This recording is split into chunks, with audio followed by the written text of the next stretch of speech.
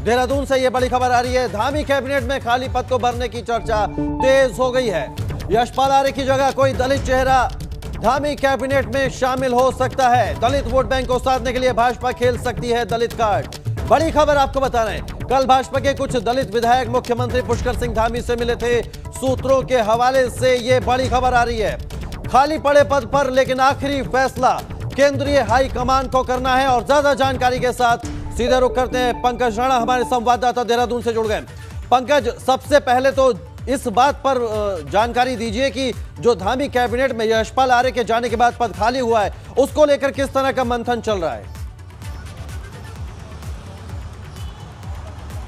बिल्कुल कौशल, देखिए उत्तराखंड में अब ये राजनीतिक सरगर्मियां बड़ी तेज हो गई हैं कि किस तरह से दलित वोट बैंक के साथ साथ तमाम लोगों को लुभाया जाए। क्योंकि यशपाल आर्य जो कैबिनेट मंत्री थे सरकार में, दलित बड़ा चेहरा सरकार में थे, उन्होंने भाजपा छोड़कर कांग्रेस ज्वाइन कर ली है और एक मंत्री पद सरकार में खाली हो गया। हालांकि चुनावों में बहुत कम वक्त बचा है, मात्र 3 महीने का वक्त चुनावों में बचा है। जनवरी के शुरुआत में या दिसंबर के अंत में आचार संहिता उत्तराखंड में लग सकती है। ऐसे में इस जो 2.5-3 महीने का वक्त है, इस बीच में ये कैबिनेट पद भरा जाएगा या नहीं भरा जाएगा, ये अभी संशय बने हुए हैं। लेकिन इतना कहा जा सकता है क्योंकि दलित वोट बैंक को अगर साधना है, भाजपा को अपने पाले में डालना है, तो उन्हें एक दलित चेहरा इसमें शामिल करना होगा, कैबिनेट में शामिल करना होगा। और इसकी सुगबुगाहट बहुत ज़्यादा तेज हो गई है। भाजपा के कुछ दलित विधायकों ने कल मुख्यमंत्री से देर शाम मुलाकात की थी और उन्होंने ये प्रस्ताव भी रखा है कि इसमें इस चेहरे को भरा जाए। संगठन का भी ये मत है कि संगठन भी इसमें कुछ बड़ा फैसला ले सकता है, वो भी इसमें हामी भर रहा है कि एक बड़े चेहरे को। पंकज, हालांकि फैसला तो केंद्रीय हाईकमान को करना है, लेकिन क्या इन दलित चेहरों में कोई नाम उभर कर सामने आ पा रहा है? इस तरह की कोई सियासी गलियारे में किसी के नाम को लेकर चर्चा है?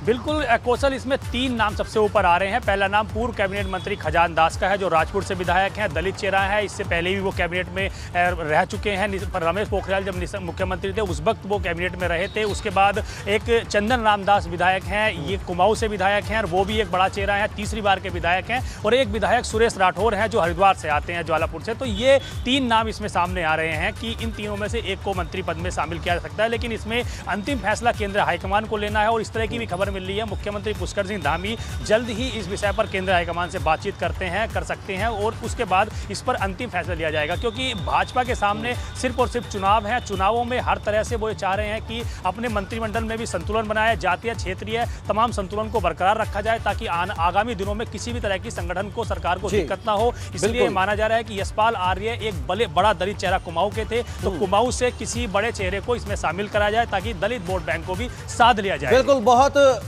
ये एक अहम हो जाता है क्योंकि एक मंत्री पद खाली पड़ा है और ऐसे में दलित वोट बैंक को साधने के लिए जरूरी है कि कोई एक दलित चेहरा मंत्रिमंडल में शामिल किया जाए। आप हमारे साथ बने रहिएगा पंकज, आगे भी खबर पर आपका रुख करेंगे। उत्तराखंड में दलित वोट बैंक को लेकर राजनीति तेज हो गई है। सूबे की राजनीति में बड़े दलित नेता के तौर पर पहचान रखने वाले यशपाल आर्य आने वाले विधानसभा चुनाव में कांग्रेस को कितना फायदा दिला पाएंगे, ये तो वक्त तय करेगा। फिलहाल उनके भाजपा छोड़कर कांग्रेस में जाने पर राजनीतिक चर्चा जरूर होने लगी है। प्रदेश में 22 सीटों पर सीधे तौर पर दलित वोटर प्रभाव रखते हैं। उत्तराखंड के तराई बेल्ट की बात करें या फिर गढ़वाल और कुमाऊं मंडल की, प्रदेश में 22 सीटें ऐसी हैं जहां दलित वोटर मायने रखता है।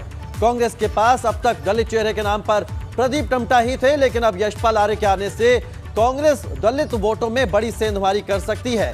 भाजपा के लिहाज से ठीक चुनाव से पहले यशपाल आर्य और उनके बेटे का जाना बड़े झटके के रूप में देखा जा रहा है, लेकिन भाजपा फिलहाल ऐसे किसी भी नुकसान से इनकार कर रही है।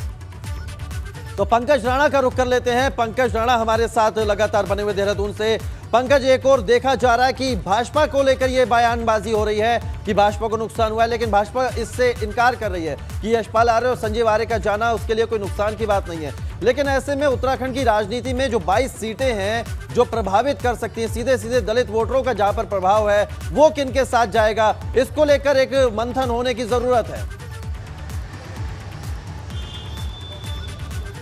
बिल्कुल कौशल, देखिए भाजपा चाहे कुछ भी कहे, लेकिन यशपाल आर्य का कांग्रेस में जाना भाजपा के लिए बड़ा झटका है और ये कहीं ना कहीं भाजपा को एक नुकसान भी देने वाला है। क्योंकि यशपाल आर्य कुमाऊं के बड़े दलित चेहरा रहे हैं कांग्रेस में, उससे पहले भी और भाजपा के आने के बाद भी एक बड़ा वोट बैंक उनके पाले में गिरा था। 2017 के चुनाव में बात करें तो दलित वोट बैंक का अधिकांश जो हिस्सा था वो भाजपा के पाले में आया था। उसके बाद 57 सीटें भाजपा ने जीती थी। लेकिन उत्तराखंड में अगर हम दलित वोट बैंक की बात करें तो तकरीबन 18% से ज़्यादा का दलित वोट बैंक उत्तराखंड में है और इसमें से सबसे ज़्यादा जो वोट बैंक है वो हरिद्वार, उधम सिंह नगर और जो देहरादून जिला है इसमें दलित वोट बैंक है। इसमें तकरीबन 10% से ज़्यादा का वोट बैंक है जो इसमें यहाँ पर भाजपा और कांग्रेस के पाले में जाता है। लेकिन अगर उससे पहले के चुनाव की बात करें तो बसपा के पाले में हमेशा दलित वोट बैंक जाता है। लेकिन 2017 के बाद से ये वोट बैंक भाजपा के पाले में रहा है और भाजपा ने इसको साधने की कोशिश भी की है।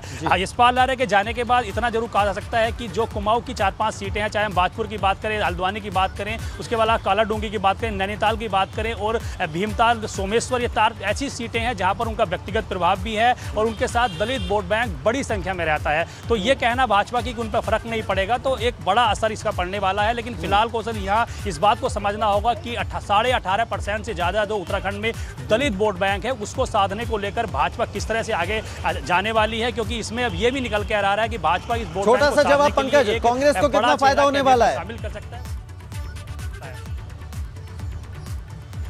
कांग्रेस, क्योंकि देखिए कांग्रेस ये भी मानकर चल रही है कि यशपाल आर्य के आने के बाद बड़ा वोट बैंक दलित का कांग्रेस के पाले में जाएगा। लेकिन कांग्रेस अभी इस बात को पुख्ता नहीं मानकर चल रही है। ये कहा भी नहीं जा सकता कि कितने लोग उनके साथ रहेंगे, क्योंकि 2017 के चुनावों के गणित को अगर देखें तो दलित वोट बैंक किसके साथ जाएगा पंकज, ये तो आने वाला वक्त ही बताएगा, क्योंकि चुनाव में अब ज्यादा वक्त नहीं बचा है। बहुत शुक्रिया आपका।